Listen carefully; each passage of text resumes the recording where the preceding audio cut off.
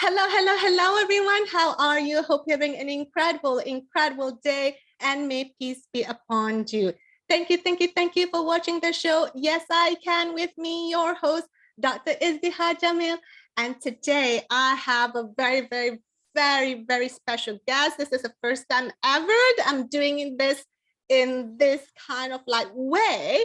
Not only I have my son, Abrar, who just recently become a #1 international best-selling author with Trapped in a Snow Globe. I have two of his really good friends, Connor, and I'm so sorry, I forgot to ask your name, Abrar's friend. What is your name, darling? Jason. Jason, yes. So Abrar, Connor, and Jason, and I have the fabulous principal, Dr. Jennifer Carter at Patton Elementary.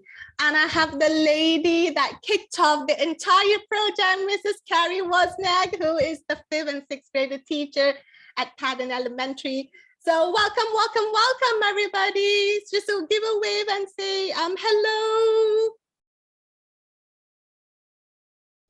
Brilliant. So I'm going to jump on really quickly to everybody, and I'm going to start off with Dr. Carter because this is one of the landmark events in the classroom to the teacher and yourself as well as Dr. Carter as the principal at Patton Elementary. So how do you feel like the part of being seen on platform like Amazon, like those prestigious platforms help the student to build their character? Because more often than not, writing exercises, some of them find it to be really boring, but to kind of help them to see, hey, there's more than when you start to write. You can be an author, you can make money, or you can go here. So tell us, how does it build a student's character and confidence? Well, first of all, I'm very proud of Abrar for all his work on his story and getting it published. That is so exciting. I think it really motivates the students when they're actually able to publish a book. We do have another student here at school that published a book in 2nd grade. So we have multiple authors here at Patton that do sell their books on Amazon and other platforms. But I think just that the motivation piece is huge. Writing is very difficult for many of the students here, and I think every student experiences that, but they have to find a way to that drives them and motivates them and gets them excited about writing. So I think being able to publish their work and have it out there for others to share is really exciting for them and will help encourage them to write more and have a goal in mind. And I think that goal is really important, whether it be just to share with their teacher or to share further on to other people.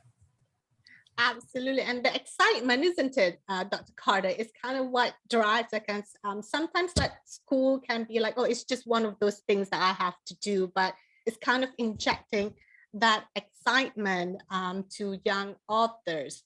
And what does it mean to the school, to yourself as a principal, to the staff, to see these young voices having the courage to put themselves out there at such a young age? I know, like, even myself becoming an author, it took me years to have like that confidence to put myself out there, and yourself as well. It took like all of us some time, but these young authors, I'm just gonna write a book, and then like they just go and do it.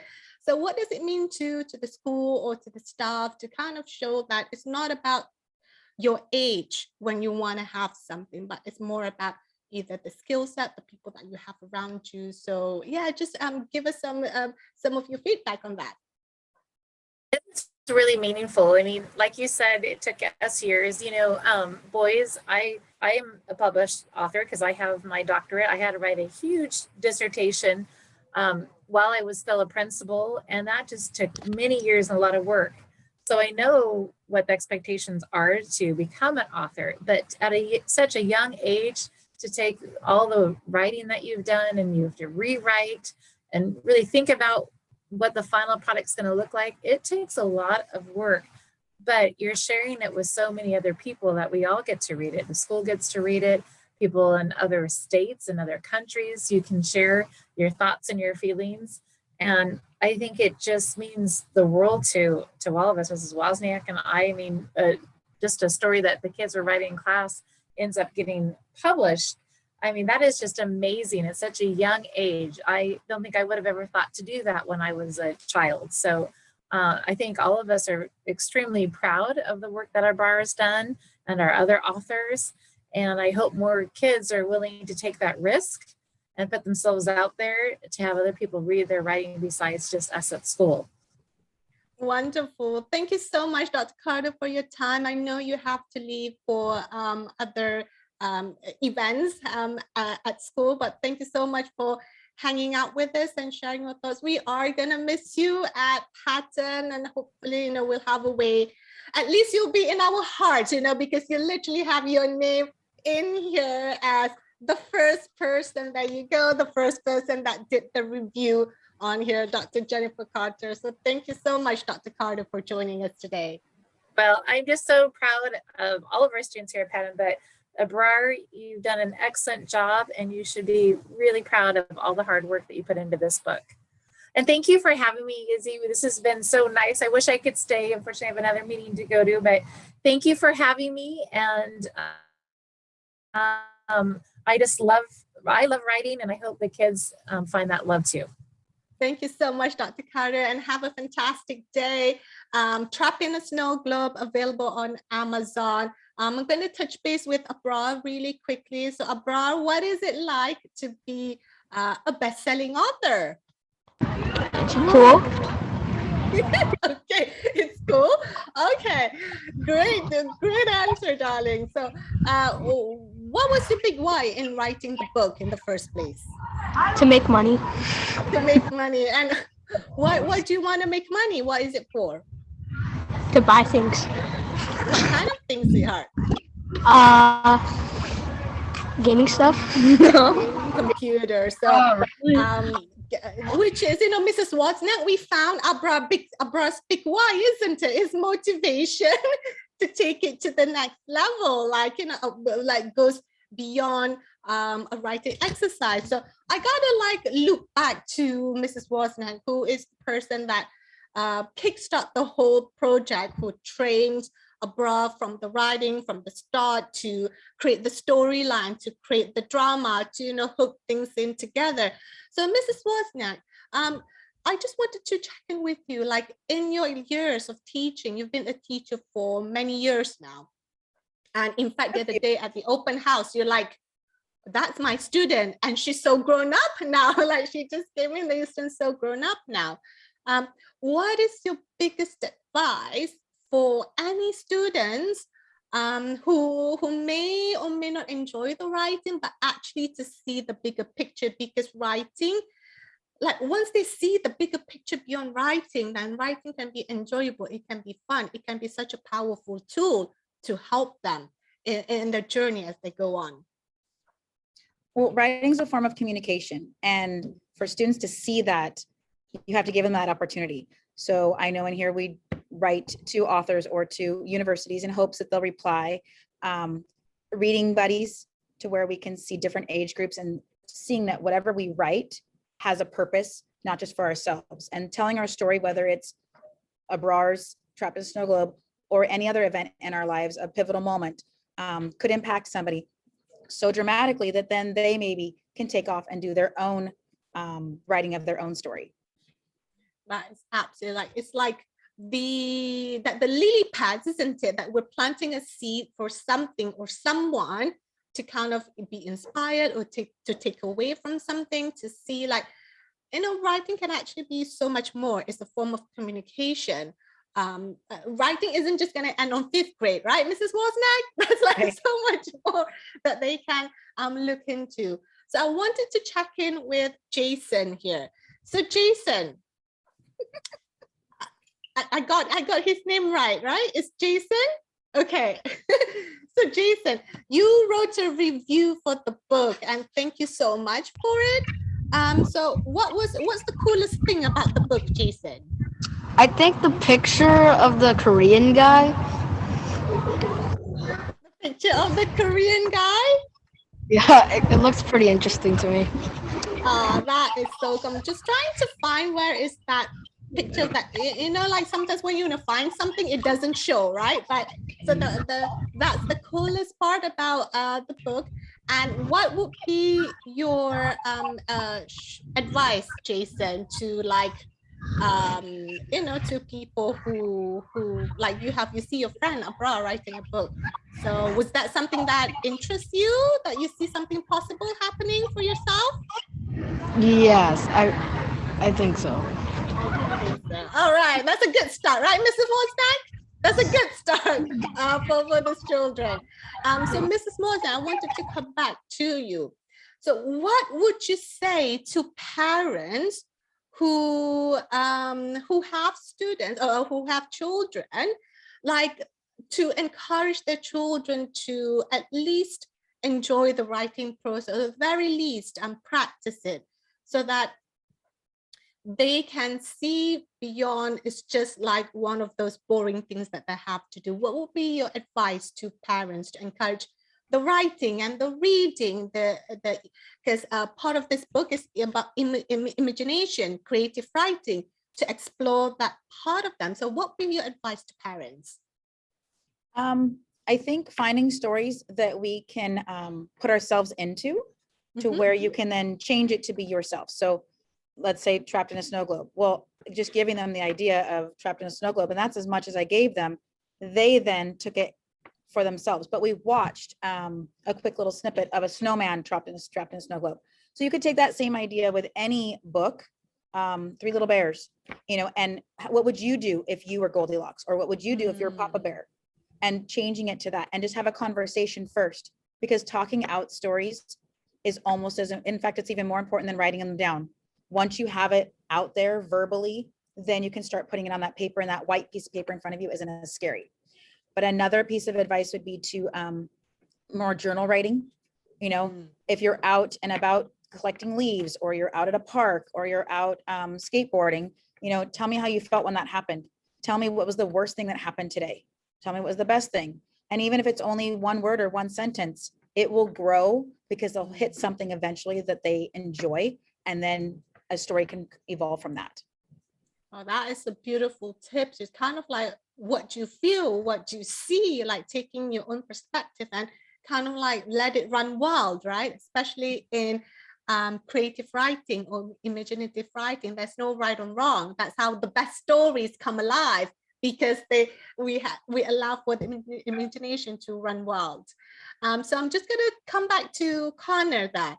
So Connor, what is the coolest thing about the book? That's a book. There's a book, so I'll probably should get it into a book. But the cool thing about it is that Abrar made it. My friend made the book, wrote it. Oh, that is wonderful. Thank you so much, Connor. Like, it just shows her, Mrs. Watson, how these boys, how it means to them when someone else, the support that they have, the kind of connection that they have with one another, to be happy for someone else. That is beautiful. Okay, Abra, let's come back. Oh, sorry, yes, Mrs. Wozniak. Can I piggyback on what Connor just said? Yes. When we announced that Abrar had written a book, the class as a whole, I want to write a book. I want to do that. I want to be like that. And so Abrar taking that step is that seed, like we were just talking about with the other writing. You showed you can do it, Abrar. And so then now that gives other people hope and excitement that they too could do the same thing. So it just takes one person to move forward that the rest of us then can follow. Absolutely. And this is something we talked about, right, Mrs. Wozniak? Like, we talked about creating an anthology together so that the kids, young authors, can showcase their voices, and that see the courage. Like, all you have to focus on, like Mrs. Wozniak, is like teaching them how to write a story. And the kids, all they have to focus on is just to write a story. And then the rest are being taken care of by a team of experts. Because I think often people overcomplicate things. They figure out they have to do it on their own. Look, like behind the scene, Mrs. Wozniak, Abrar, Mommy, is it done yet? Mommy, is it done yet? Is the book ready? Is the thing ready? Like, you know, like, so Abrar just write his story, and then the rest are being taken care of by the team of experts. And that's the coolest thing that I think is like one of the biggest life lessons. Don't overcomplicate things. There are people out there who's an expert in helping you. So Abrar, what is your advice or something you want your friends to know about becoming an author? To write a lot. To write a lot? Yes, that's just to start. Exactly, to write a lot. That's where it starts. All right, thank you so much, everybody, for joining me today. And Mrs. Wozniak, let's wrap up with one final word from you about this whole process, about seeing the seeds that you've planted from fall last year. Because I remember, like, you told me that you have to teach them step by step on connecting the lines, creating the story, watching a movie, looking into the feelings, the action that they want to do. So let's wrap things up with your words of wisdom in this whole process. I think you said it, that sometimes we look for perfectionism. And I tell my class all the time, writing is my weakness. Ironically, that's the thing that I think I spend the most time on, and probably because it's my weakness. And it took till a college professor sat me down and gave me some ideas when I see that blank piece of paper for me to step back and go, oh, I was looking for it to just spill out on my paper and be perfect the first round. And I'm trying to show these students, these scholars, that it's not going to be perfect, probably ever. Like, writers are just like artists. You'll always look for something to improve on. And the day you stop looking for something to improve on it, that's actually when I'm worried. Yes. Always looking for ways to improve. And so in art and writing, those are two pieces of our learning process that should never have a timer or an end point, except for when you need a publish date. Then you would need that.